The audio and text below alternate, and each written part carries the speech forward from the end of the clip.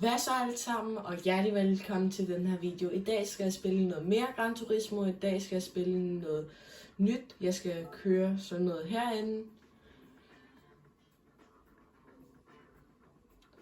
Og så går man herop, og så kan man se, at jeg har 6 dage til at spille det. Så der trykker vi, og så starter jeg med det første race her. Og ja, så går vi herind. Og også den her har snedæk på, det skal den ikke. Jeg skal lige se, om jeg kan køre i den her bil i det her race. Så sætter lige soft på, soft. Nej, det kan jeg ikke. Så går jeg herind, og så vælger jeg, hvad for en bil jeg skal køre i. Og jeg tager min gode Ferrari, for den er rigtig god. Og den har softdæk på det hele. Nå, men så er der jo ikke andet end at gå i gang med det første race her. Jeg tænker, at jeg kører 2 race i dag. Vi ser lige, hvor meget jeg kan nå, ikke?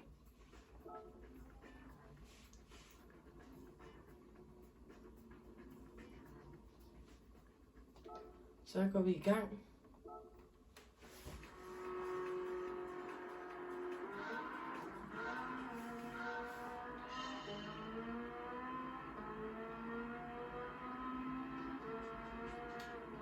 Og min Ferrari var jo meget hurtigere end de andres, fordi det her det er en Ferrari, og den må åbenbart godt være med i det her løb, så det er bare dejligt for mig, så jeg vinder nemmere.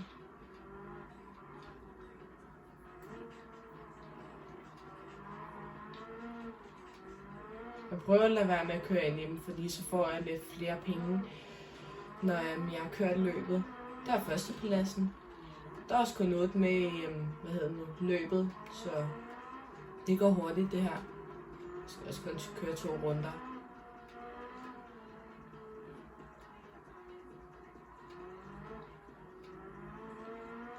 Så overhælder jeg. Bum.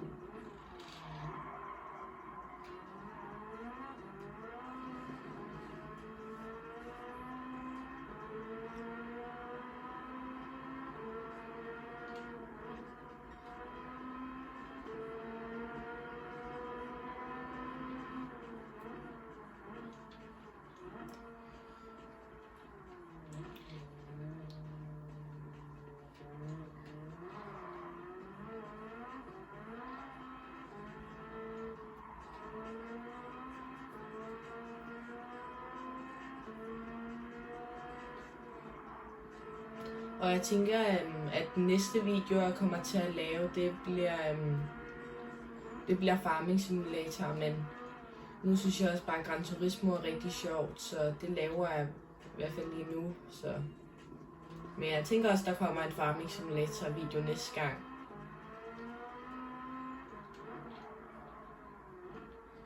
Så måske kommer der en Farming, eller måske kommer der en Gran Turismo. Det kan også være, der kommer en YouTube short video, som jeg har lavet okay mange af. Men det ser vi på til den tid.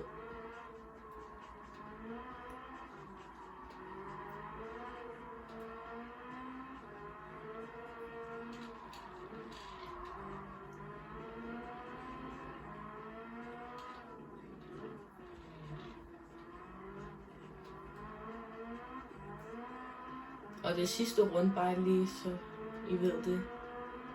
Jeg kører på sidste runde. Og de er 20 sekunder bag mig, de andre.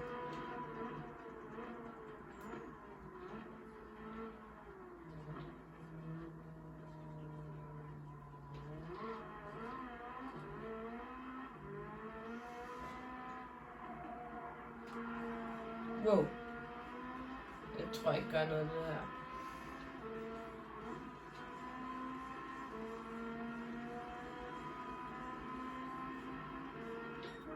Finish. Så det var det første lille hurtige race. Så klarede jeg et af dem.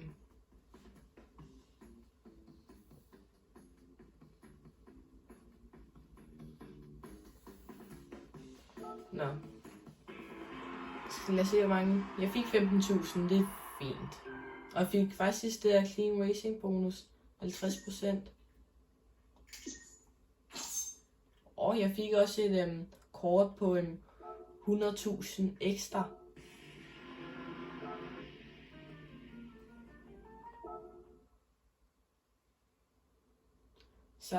kan vi bare gå i gang med et andet race. Og så går vi herop igen og trykker, og så siger, det der havde jeg ikke nogen, jeg har ikke nogen bil til at køre det der, så jeg tænker, vi går videre til det her race. Og ser, hvad det er for noget. Og så skal vi trykke her. Jeg kan køre den her bil. Og lad os se, hvad for en dækken. Den har softdæk på, så det er perfekt. Nå. Og jeg får, hvis jeg kommer på første plads, får jeg 37.000. Og det er sådan, der banen ser ud. Går rundt her, ikke? Så det er også bare med at gå i gang. Jeg ved altså ikke, hvor mange race vi kan nå i dag. Jeg håber, vi kan nå 3 race eller sådan noget. Så er det bare med at gå i gang igen. Den her bil er ikke lige så hurtig som Ferrari, men den er stadig hurtig nok til at overhale ret hurtigt. Det er den ret god til. Whoopty.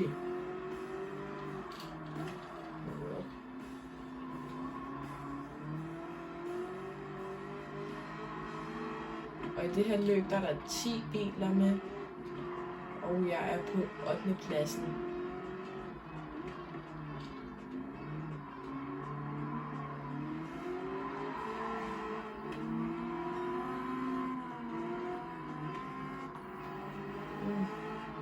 Vi kører spærre der. Wop. Ui. Jeg fik overhalet.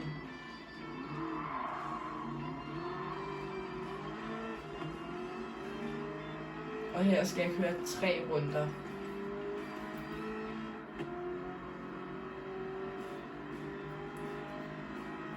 Så fik jeg overhældet 2 mere.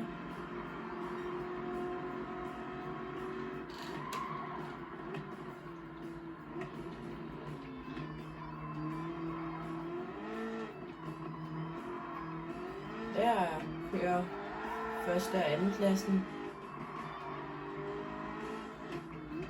Så den her bil er faktisk også ret hurtig.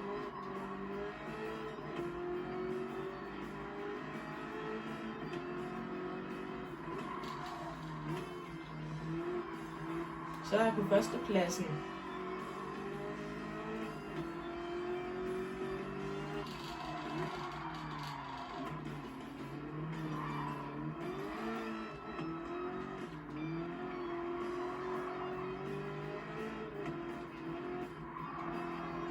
Wow, oj.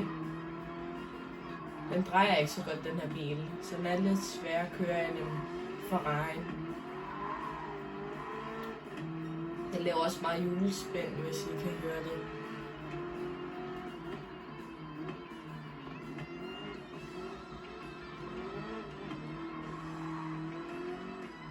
Så.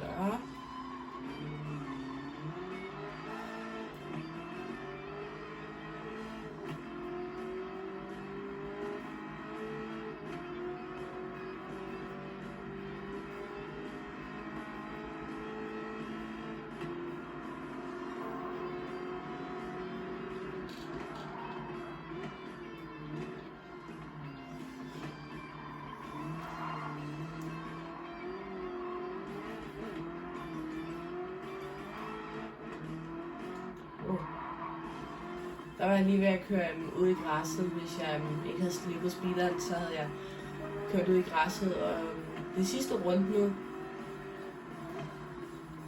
så jeg tænker bare, de er sådan næsten 10 sekunder bag i mig, så jeg tænker bare, at jeg tager den stille og roligt og kører helt stille og roligt.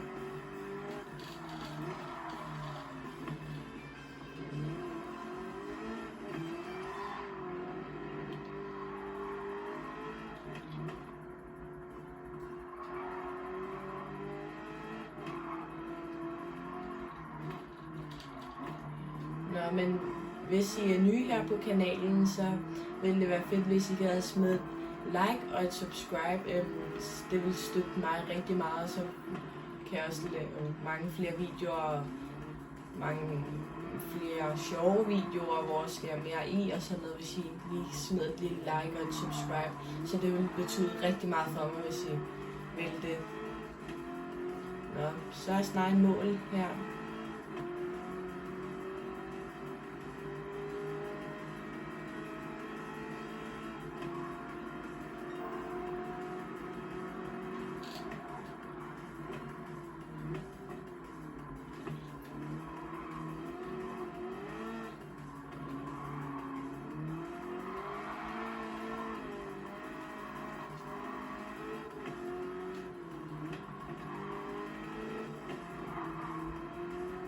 Så vandt jeg igen.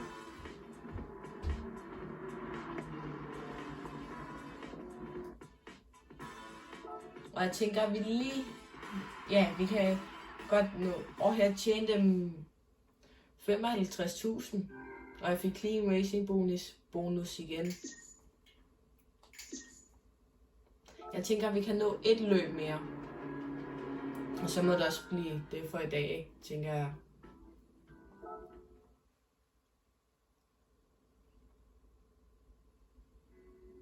Så trykker vi der. Jeg mangler at køre et Ferrari, eller sådan noget her. Jeg tænker, det er på 24 timers banen igen, den der jeg kørte på sidste video i Chile, hvad det er for en bane.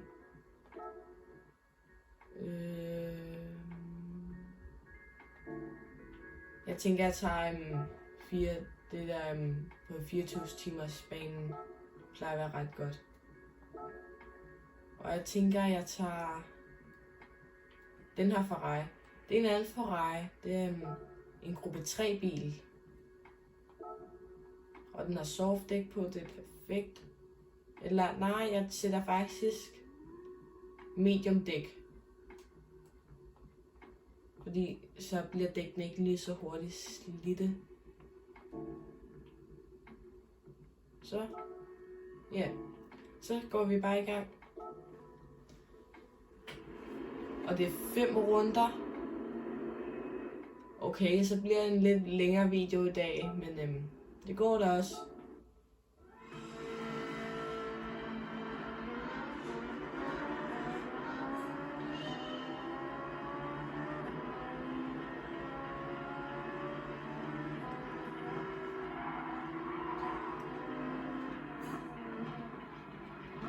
Og de her biler, der kører i det her løb, de er sådan lige hurtige, så det er lidt svært at overhale.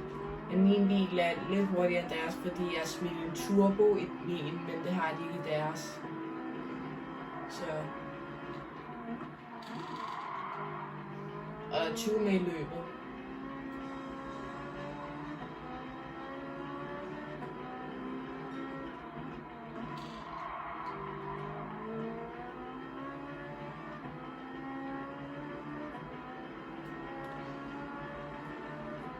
Det kan godt være, at jeg ikke snakker så meget under det her løb, men bare kører.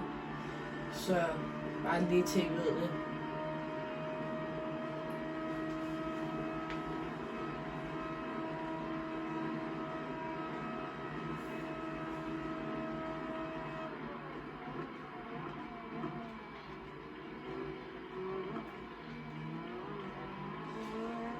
Og grunden til, at jeg ikke snakker, det er fordi, jeg skal koncentrere mig om at køre og ikke køre galt og sådan noget. Så er den Ferrari, jeg kørte i, som jeg lige har overhældet.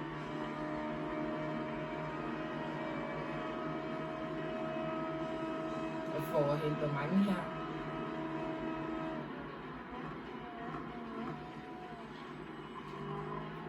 Hvis I gerne vil hurtigt op til nogen, så kør bag dem, fordi så kommer I hurtigt op til dem, fordi så har I ikke vindmodstand, så tager den forreste bil vindmodstanden. Bare et tip til, hvis I selv kørt.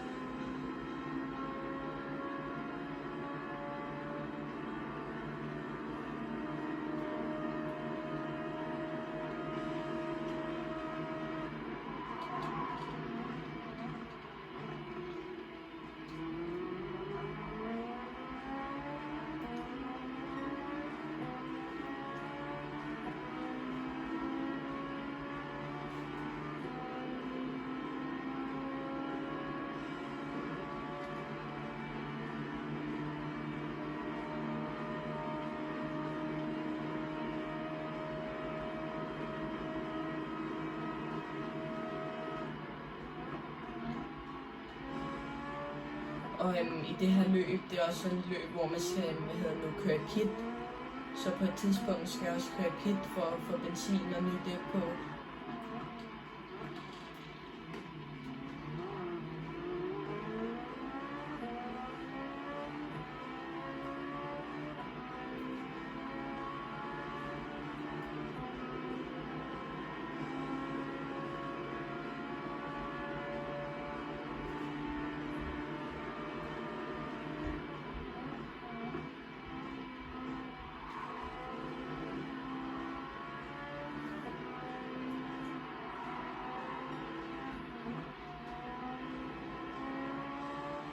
Nå, jeg skal køre pit i den her rundt, så det er lidt ærgerligt.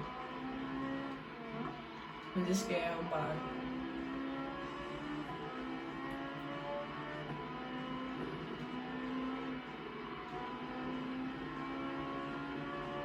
Der er pitten. Så kører vi ind i pitten. Wow. Oj. Der skulle min hjælp lige bremse lidt mere. Vi skal ikke have dæk på, fordi min dæk har det fint, som jeg kan se. Men der skal fuld tank på. Og jeg er på 8. pladsen, 9. pladsen, 10. pladsen. Jeg er på 10. pladsen. 11. pladsen.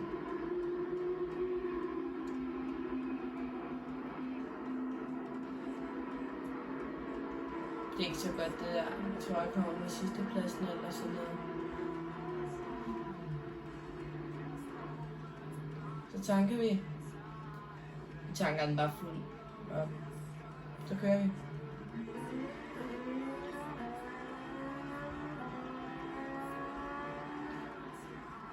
Jeg er på 8. pladsen.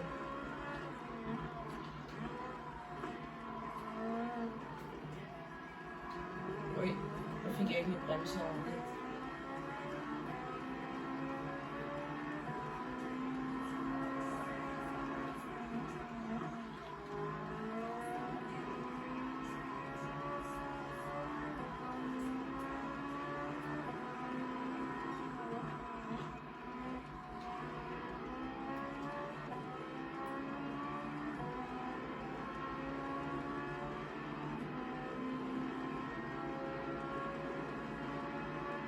Men jeg får indhentet dem ret hurtigt.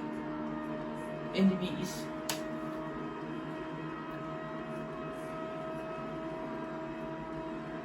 Ja, lige der nemlig.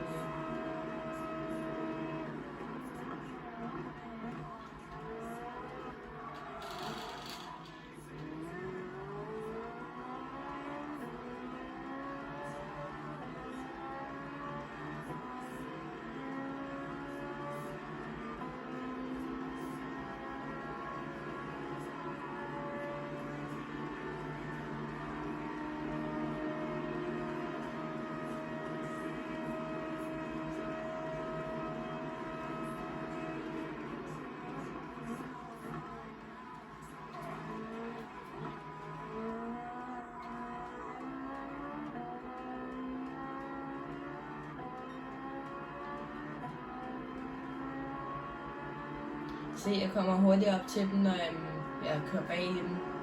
Så det er et rigtig godt trip at gøre. Og der er der mange.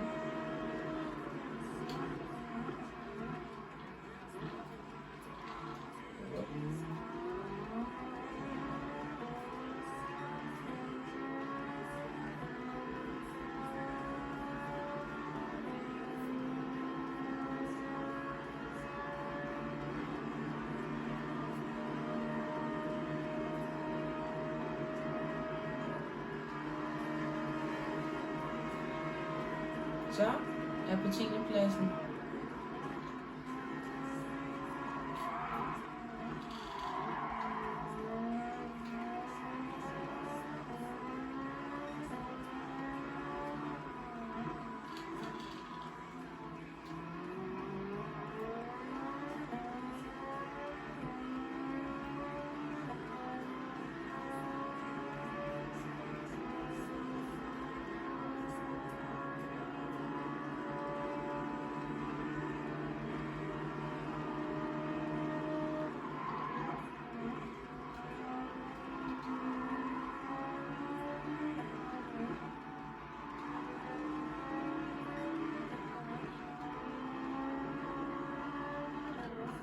Jeg skal også i pit den her rundt, men det gode med, at jeg skal køre i pit den her rundt, er, at de andre også kører i pit.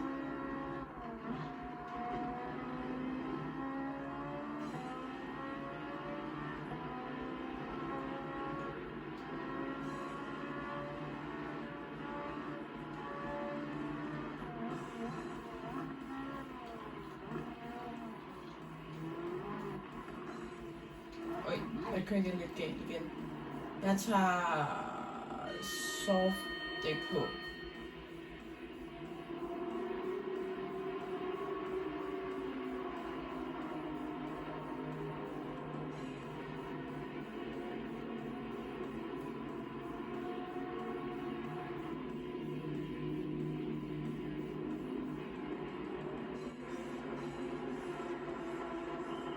Det er altså en virkelig lang kit, det her.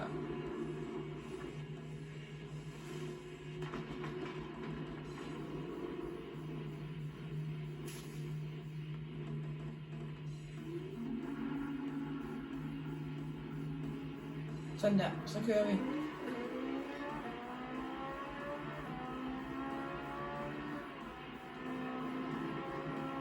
Nu står benen bedre fast, fordi den har softdæk på.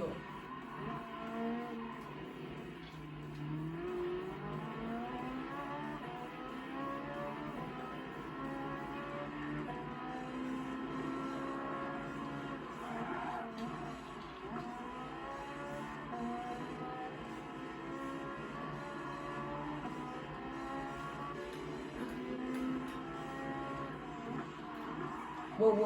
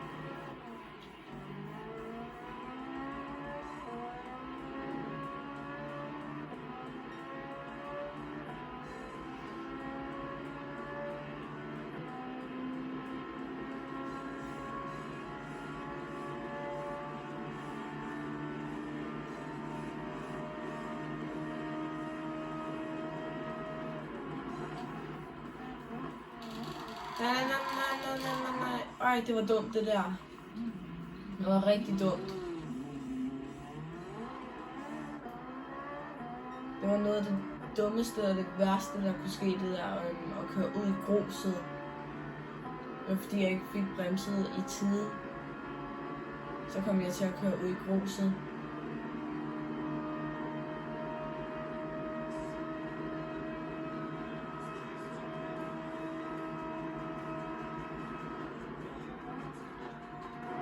Så fik jeg overhældt ham igen.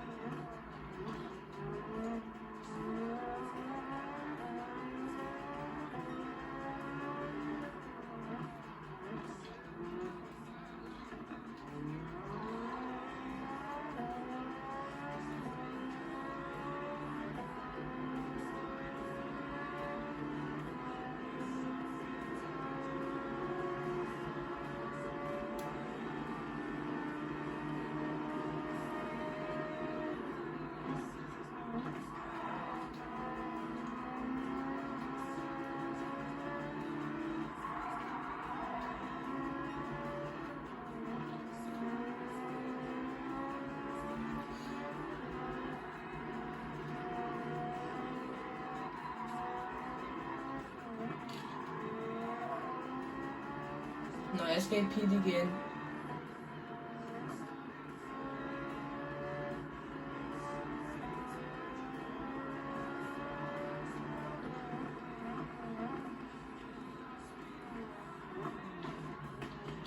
Okay, han kører bare ind i mig, ham der. Jeg skifter til softdæk. Jeg putter friske softdæk på for en sikkerheds skyld.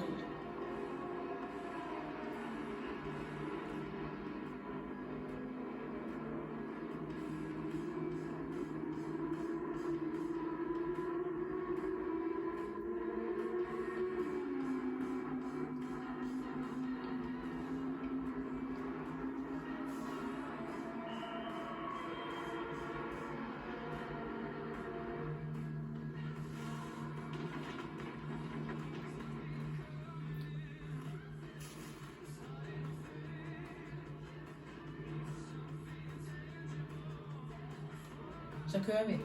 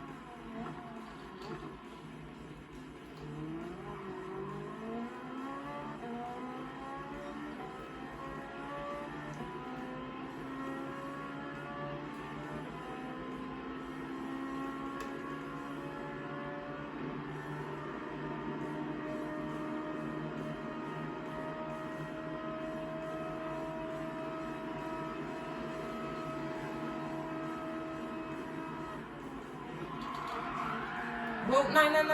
Ej, det var... Ej. Det var ikke så godt, det der. Det var fordi, jeg kom med så høj fart, og så bremsede jeg, fordi jeg skulle bremse.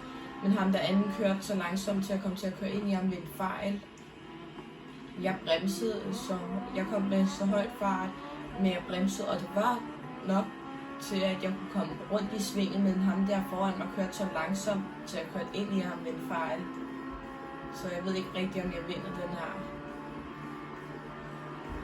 Det tænker jeg ikke, jeg gør.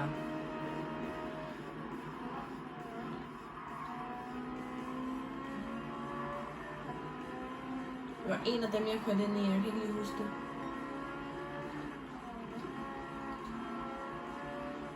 Og jeg lader være med at køre i pit denne gang for det sidste runde, så jeg tager chancen og håber på, at den ikke løber tør for benzin midt på banen, selvom der står, at jeg skal i pit. Så tager jeg chancen.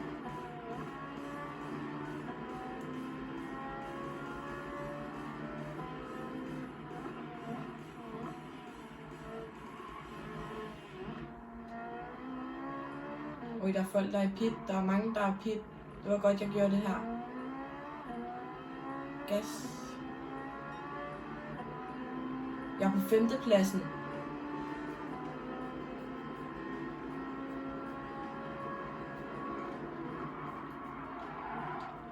Og i 4. pladsen kører der.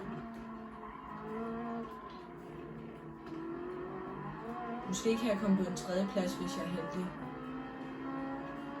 Og det er nok til at få det der flueben og klare det. Der er 8 sekunder op til ham.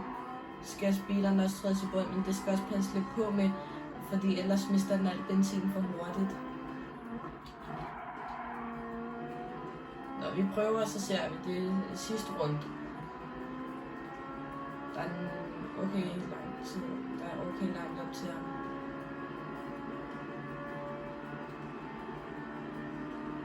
Vi prøver og håber på det bedste.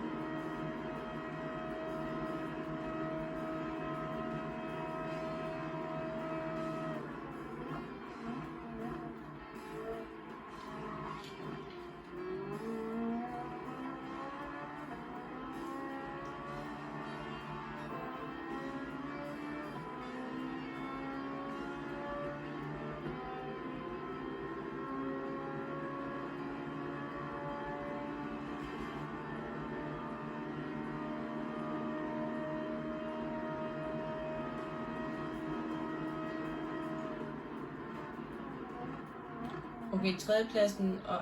pladsen er der. Den 1. pladsen er der ikke. Måske kan jeg komme på en 2. plads. Det er også fint.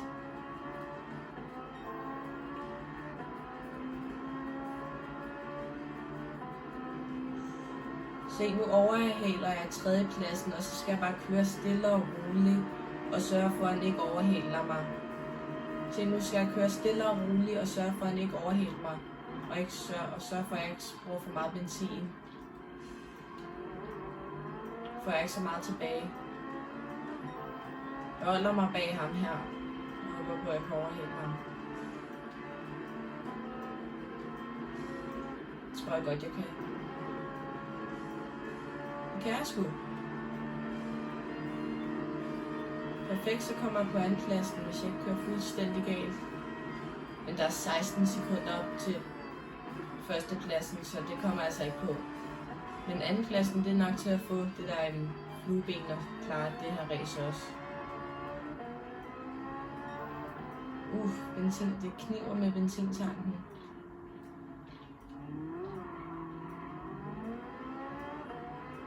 Jeg giver ikke fuld gas.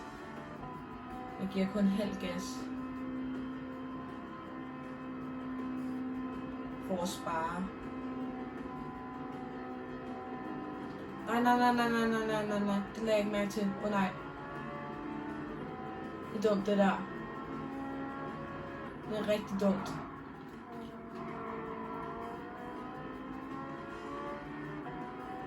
Kan jeg lige overhælde ham? Det ved jeg ikke. Jeg skal overhælde ham. Nej.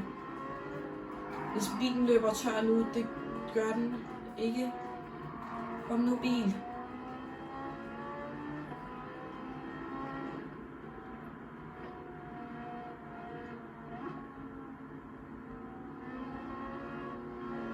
Ej. Jeg må køre ind om, sådan der. Sådan der. Kom nu. Yes!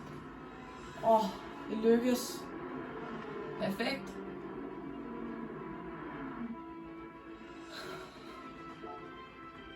Nå, det er perfekt. Altså, jeg fik næsten 100.000. Så. Og jeg fik lige sådan et kort der. Og jeg fik lige ekstra 200.000. Nå, men inden jeg lige slutter af for i dag, så kan vi jo lige gå ind og bruge de der kort og lige få de der penge der, jeg har fået ekstra. Går vi lige ud af det her. Og man claimer dem inde i ens garage. Altså herinde.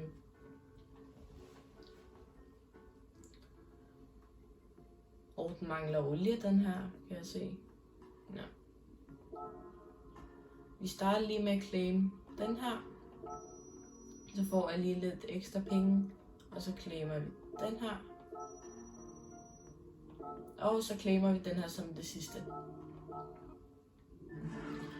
Vi håber på, at vi får noget godt. Det ser ikke så godt ud, det man kan få. Jeg fik det højeste antal penge, man kunne få herinde. 10.000, det er fint nok.